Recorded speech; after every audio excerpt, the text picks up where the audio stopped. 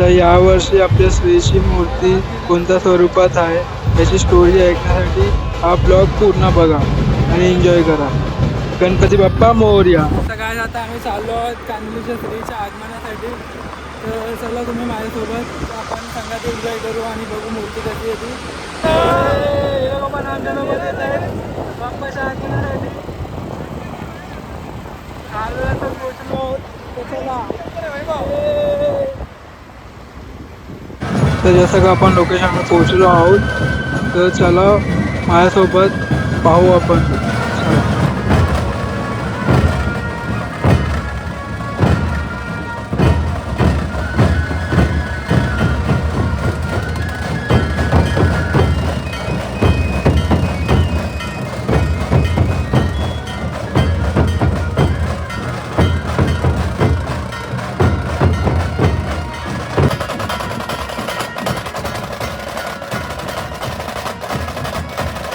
तर चला माझ्यासोबत पुढे बघू कोणता वादक आहे. चला.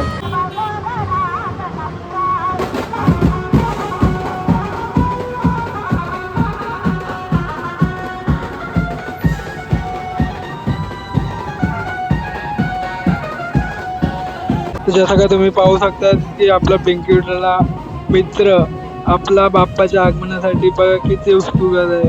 तो आपलं काम सोडून आपल्या इकडे बाप्पाच्या आगमनामध्ये नाचायला आणि एन्जॉय फुल करतोय.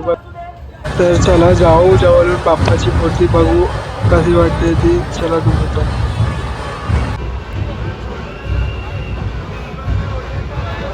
जसं का आपला बाप्पा कोणत्या रूपात आहे चला सांगू तुम्हाला. गणपतीची मूर्ती ही रथारूढ गणपती किंवा विजयाचे प्रतीक दर्शवणारी एक विशेष संकल्पना आहे, जिथे गणपती श्रीराम आणि हनुमान एकत्र येऊन बुद्धी, धर्म आणि शक्तीच्या जोरावर अधर्मावर विजय मिळवण्याचे प्रतीक आहेत. यात गणपती रथात, श्रीराम पाठीशी आणि हनुमान रथाच्या शिखरावर बसलेले असतात.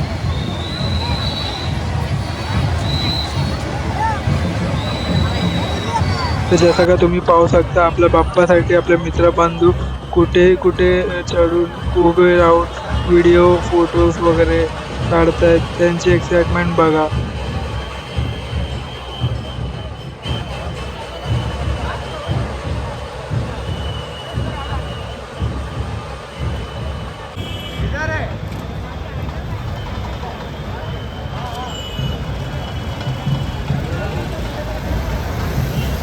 तर जसं का तुम्ही पाहू शकता आपली यंग जनरेशन किती एक्सायटेड आहे आपल्या बाप्पाचे फोटो व्हिडिओज काढण्यासाठी. एवढ्या गर्दी तुम्ही पाहू शकता किती लोक कसे काढत असतील फोटो. तुम्ही पण पहा.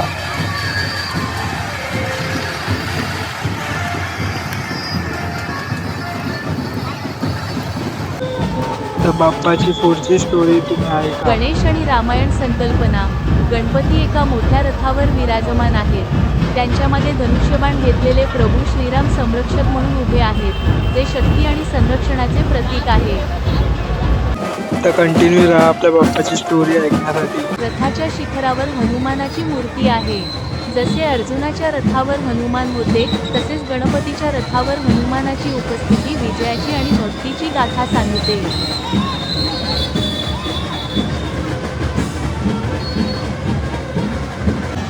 तर पुढे ऐका. सप्तअश 7 घोडे. पांढऱ्या घोड्यांनी ओढला जाणारा हा रथ सूर्यदेवाच्या रथाची आठवण करून देतो आणि विजयाकडे होणाऱ्या प्रवासाचे प्रतीक आहे. अधर्मावर धर्माचा विजय. ही मूर्ती अधर्मावर धर्माचा विजय या तत्त्वज्ञानाचे दर्शन घडवते. गणपती बुद्धी, श्रीराम धर्म आणि हनुमान शक्ती भक्ती यांच्या एकत्रित उपस्थितीने सर्व संकटांचा नाश होतो, असा याचा अर्थ आहे.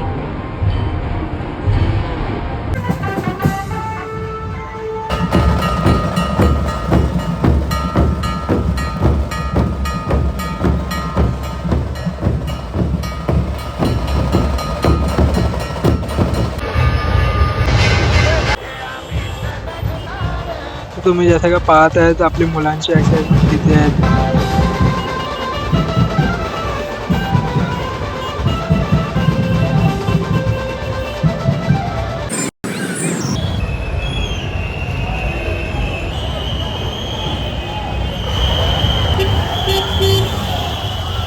आणि the end of the story ऐका.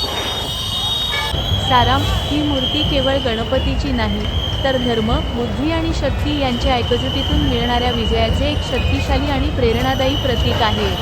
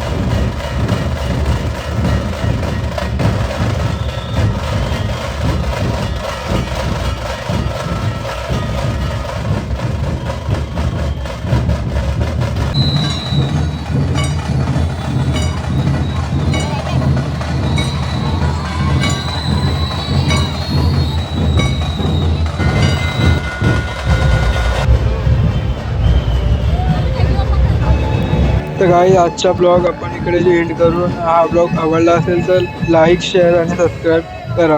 थँक्यू.